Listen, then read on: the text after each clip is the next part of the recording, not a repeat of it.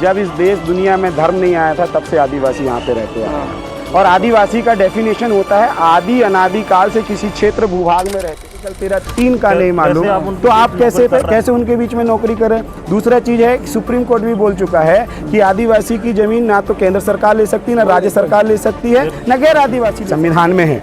हम आपसे मांग नहीं कर रहे 5वें अनुसूची क्षेत्र। सबसे पहला चीज़ है कि हमारी ज़मीन को 1 इंच भी कोई छू नहीं सकता। खा लिया है, जिसको मैं बोलना नहीं चाह रहा था, लेकिन आपने जो है अब इस पर आपने छेड़ लिया है। देखिए, जब इस देश दुनिया में धर्म नहीं आया था तब से आदिवासी यहाँ पे रहते आ रहे हैं। और आदिवासी का डेफिनेशन होता है आदि अनादि काल से किसी क्षेत्र भूभाग में रहते आ रहे हैं। ठीक है, उसको आदिवासी ऑर्गेनिक एकदम ठीक है, ऑर्गेनिक। दूसरा चीज़ है कि आदिवासियों की जब धर्म की बात करेंगे तो उसका तो सबसे पहला चीज़ है, उसका एक ही धर्म है, वो है मानवता। ठीक है, फिर ये कन्वर्जन क्यों हो रहा है? मैं बता रहा हूँ उस पे आदिवासी लोग ही जा रहे हैं उसी सिलसिले में, उसी में आ रहा हूँ। तो सबसे पहला जो था हमारा क्या था, प्राकृतिक धर्म था। हम लोग पुनेम में चलने वाले लोग थे, जिसको बोलते हैं कोया पुनेम। मतलब प्रकृति और मानव एक साथ चलकर जो है इस प्रकृति को संरक्षित कर सके, ठीक है ना, तालमेल बैठा सके। और हमारी टोटम व्यवस्था थी। चंद्रगुप्त मौर्य भी आदिवासी है। चंद्रगुप्त मौर्य जो होता है वो एक टोटम है, ठीक है, उस टोटम को मानने वाला। ठीक उसी तरीके से जिसने जो इस प्रकृति के चिन्हों को उठाया, बिल्कुल। इस देश कहता हूँ, अगर आदिवासी कहने में क्या ही दिक्कत है? इस देश अगर मैं प्रकृति को मानता हूँ, प्रकृति की पूजा करता हूँ, मैं मानता हूँ प्रकृति हमें जीवन देती है, पेड़ों की हम भी पूजा करते हैं। चलो पूरे आदिवासी ना चाहिए तो आधे तो हैं ही। बिल्कुल। हिंदू आधे आदिवासी हैं कि नहीं है? कम से कम जो पेड़ों की पूजा कर रहे हैं। अब मैं उसी चीज आदिवासियों से हिंदू मैं उसी चीज में आप देखिए सबसे पहले क्या आया, आर्य धर्म। क्या आया, आर्य धर्म। फिर क्या लेके आए उन्होंने, हिंदू धर्म। ठीक है, ब्राह्मण धर्म लेके आए। आर्य धर्म के बाद में क्या लेके आए उन्होंने, ब्राह्मण धर्म लेके आया। फिर ब्राह्मण धर्म के बाद में क्या लेके आया, हिंदू धर्म लेके आया। अब हिंदू से भी नहीं पच रहा है, तब क्या बोल रहा है, सनातन बोल रहा है। देखिए, और हमारी संस्कृति जो पहले हजारों करोड़ों साल पहले थी, जो प्रकृति को मानते थे, आज भी मान रहे हैं और हमारे पुरखे मान। जैसे मैं राधे श्याम ककोड़िया हूँ। ककोड़िया मतलब नागवंशी, 7 पैन। हमारा गढ़ कहाँ है, मंडला गढ़ है। हमारी दाई क्या है, गढ़ा की मंडलोइन दाई, सारा पता है आपको। ठीक है, और हमारा टोटम क्या है, मेरा टोटम नांग है। एक पेड़ है तो सरई का पेड़ है, और पक्षी में नीलकंठ। ये हमारे साथ जितने भी कुल में है, चाहे मराबी हो, ककोड़िया हो, भलाबी हो, तो ये हमारा प्रकृतिक है। अब ये बता दीजिए, अब बोलते हैं कि उनके का पुलस्त धर्म, पुलस्त वंशी बोलते हैं। क्या आज पुलस्त ऋषि हैं? नहीं। लेकिन हम बोलते हैं हम नागवंशी हैं। पहले भी नांग था, आज भी नांग था, अभी फिर नांग देख लेंगे। मतलब हम नांग के शक्ति के उपासक थे, तो आज भी हम उसके उपासक। कहीं ना कहीं तो सबकी जड़ें एक ही है ना इस देश में? नहीं, एक नहीं है। नहीं, मतलब अब वहीं से बदल गए, कुछ लोग बदल गए, लेकिन ठीक है। अब बात आती है कि क्रिश्चियन बन गए। मैं पूछना चाहूंगा, जब आदिवासी हिंदू बनाया गया तो ये तो नहीं बोल रहे कि आप आदिवासी को हिंदू बोल रहे हो, आदिवासी को आप सनातनी बोल रहे हो, हैं? ये क्यों नहीं बोल रहे? अब क्रिश्चियन, भाई ठीक है, जब भारत देश आज़ाद हुआ था तो आप हमको जो है आरक्षण दिया गया था।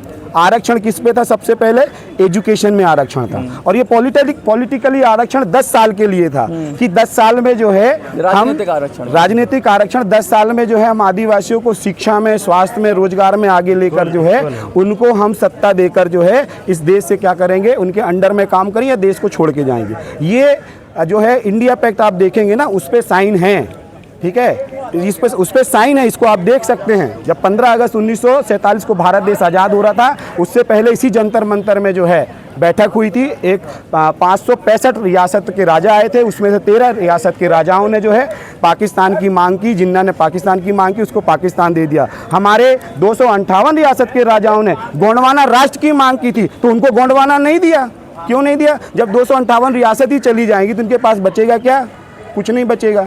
लेकिन हमारे राजाओं ने जो है सहानुभूति दिखाई भारत को एक करने के लिए और इस देश को, क्योंकि हमारी संस्कृति ही क्या है, समानता की संस्कृति है। हमारी संस्कृति सभ्यता की है, एकता की है, इक्वालिटी की है। हमसे सीखना है कि भाई देश के प्रथम प्रधानमंत्री पंडित जवाहरलाल नेहरू ने बोला, हमारे गृह मंत्री ने बोला, यदि सीखना है तो आप आदिवासियों से सीखिए इक्वालिटी।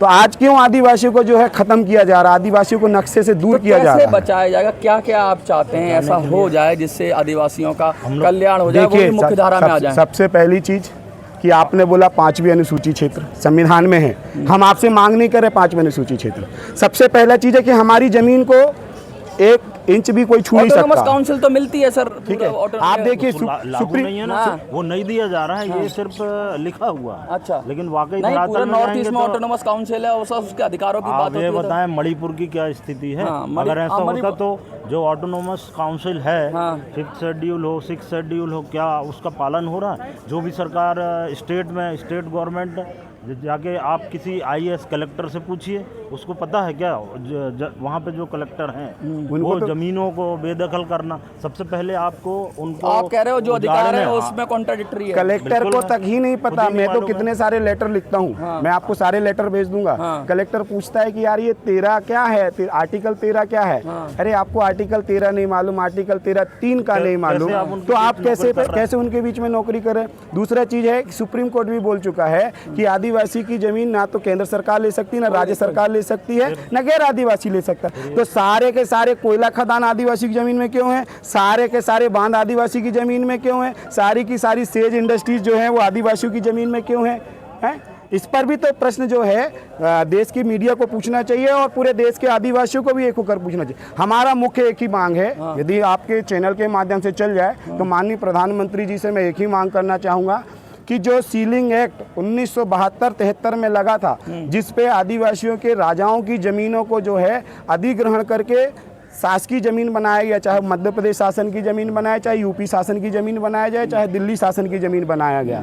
और 1992 में सीलिंग एक्ट में जो ज़मीनें आपने रखी थी उसको वापस करने का आदेश हुआ था, तो आपने उनकी ज़मीनें वापस क्यों नहीं की। दूसरा चीज़, यदि आपने उनकी ज़मीनों को सीलिंग एक्ट में लिया था तो फिर सिंधिया, क्या नाम है माधवराव सिंधिया, ज्योतिराजे सिंधिया, उनकी जमीनें क्यों अधिग्रहण नहीं की गई। फिर इसके बाद राजा बैठे हुए हैं। फिर इसके बाद जो है आपने दिग्विजय सिंह, नहीं उनकी भी अधिग्रहण की गई लेकिन कुछ प्रॉपर्टियां छोड़ दी गई। कुछ नहीं, कितनी प्रॉपर्टियां हैं उनके पास में। राजा का कहाँ दिख रहा है? ऐसी गोंड राजाओं की कहाँ पे प्रॉपर्टी है बताइए भाई। हाँ, ये नागपुर में तो वक्त बुलंद शाह ने बसाया था पूरा नागपुर, तो पूरी